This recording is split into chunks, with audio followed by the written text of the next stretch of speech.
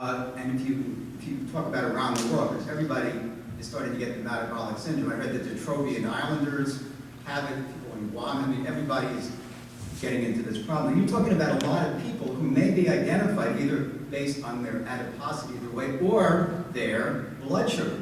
So everybody who wanders into my office with thyroid disease, osteoporosis, they all get a fasting blood sugar done. And it's remarkable how many people I've discovered have just fasting blood sugars that are only slightly above normal. And then you have to also recognize there are some people that have normal fasting sugars but have postprandial sugars that are slightly above normal. They can be rescued and prevented from going on to these cardiovascular complications as well as the small vessel complications of eye disease and kidney disease if you pick them up early, get them on a lifestyle change, or give them these medications, literally save their lives, all based on checking those blood sugars. So not only do I think you should check the blood sugar in type 2 diabetics frequently, I think you should check it in everybody.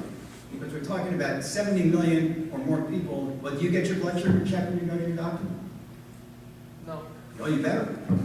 I have no idea what your medical history is, but I mean, obviously you're slim, you don't look like you'd be at risk for insulin resistance, but there are other reasons that people can get mild impairment in their glucose metabolism, which can lead to this metabolic mischief, as I described it. So I would suggest that everybody should get their blood sugar checked whenever they go to their visit. That's my personal opinion, not based on outcomes data yet, and my colleagues may disagree, but that's what I'm telling you. Well, do you not think that, was that your question? Why don't you address that? Okay, I thought the question was ongoing blood glucose monitoring. Yeah, I'd like to say no. So in other words, once somebody is, let's say, on 2 oral agents, A1C is well controlled, the fasting glucose is in the high 90s. Ongoing monitoring over years. I'm so thinking about prevention that I guess I maybe this is the point of your question. There's a lot of good data, and again, I am really embarrassed to be talking. I have some eminent colleagues here who really are experts in diabetes. I am not, so I really should turn this over to Dr. Einhorn and Dr. Mechanic, and Dr. Clark.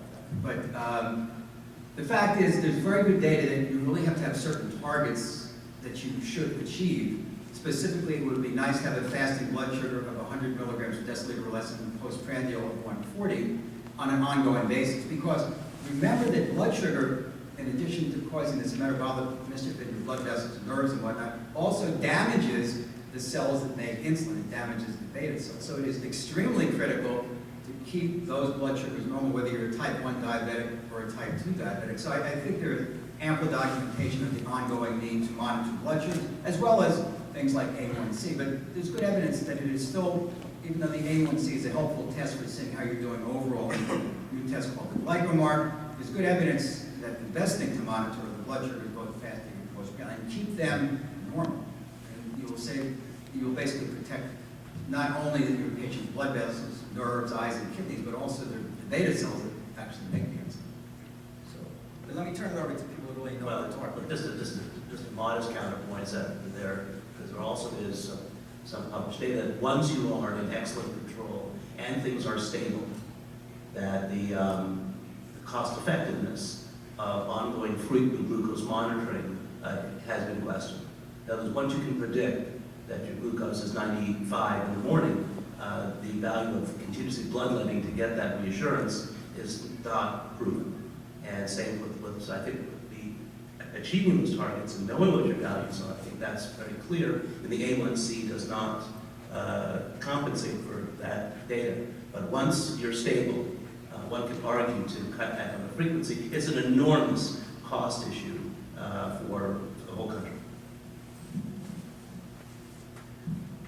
Before we take any other questions, I want to try to free up Dr. Einhorn because we're closing in on a time issue, and he has to moderate the second portion of this morning's session. So, are there any questions at this point specifically for Dr. Einhorn? You are free. Thank you very much. Okay. This is a follow-up question for Dr. Bergman. I'm David Mendoza from Health Central. My question is about what is a normal A1C level. You speak of complications developing when the A1C or blood glucose level goes up above normal. I've had occasion to write about this lately, because I've been confused about this for years. The UK PDS, is that the one I'm referring to? I think so. Indicates that normal may be 6.0, 6.2.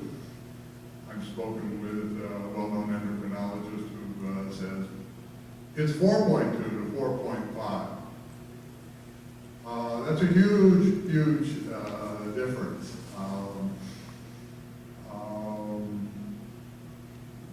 What is normal? I have type 2 diabetes. How low should I make sure my A1C level is? Good question. Dr. Bergman. Well, again, I would be delighted to tackle that, and I again give the disclaimer that I'm not really a diabetes, I mean, I see a lot of diabetic patients, but maybe able to defer to Dr. Clark and Dr. Mechanic. But I'd be delighted to answer your question. Anyway, then I want to also give a follow-up answer to your question about monitoring. I'm still focused on your question. I want to come back to you also.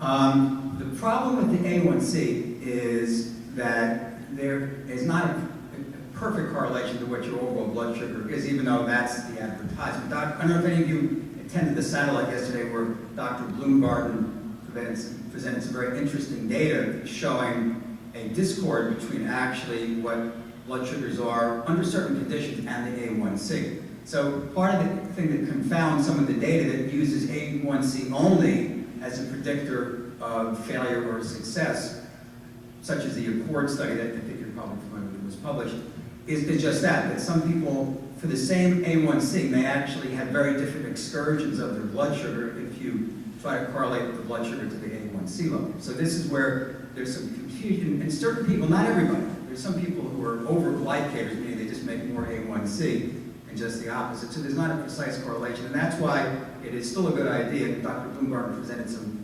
interesting data to support this idea, to monitor what your blood sugars actually are, and add that into the data set along with the A1C and any other measure you're doing. Nevertheless, recommendations have been made, and there are three facts that I would just like to come back. I would really like to turn it over to people who really know what they're talking about. Number one, AACE several years ago came out with a statement that we should have our patients aim for an A1C of 6.5% of us. Now, admittedly, this was partly based on expert opinion rather than actual outcomes data.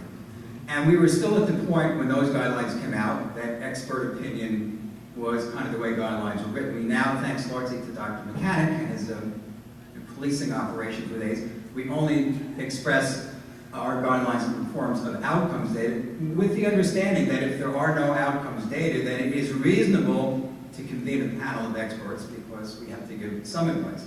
The American Diabetes Association, essentially using the same data, as such as it was, and also in many cases using similar expert opinion, came to a slightly different conclusion of 7%. Not because 6.5% or 6%, or if you look at the old studies from the United Kingdom, down to 5, you can actually show reduction in microvascular complication down to 5.6%. But there's a concern of not only diminishing returns, but of hypoglycemia when you force patients to get lower and lower A1C levels. So right now, you're kind of stuck with a slight discrepancy where the ADA is sticking by its 7%, ACE is sticking by its 6.5%. But I think the real confounder here is that you really have to look at the excursions of blood sugar in addition to looking at the A1C and this new test, the glycomarker, which looks specifically at postprandial sugars. The excursions seem to be very, very important in terms of the diabetic complications because that's what triggers the oxidative stress, that's what triggers the inflammation of the blood vessels, that's what starts the whole cascade of complications going.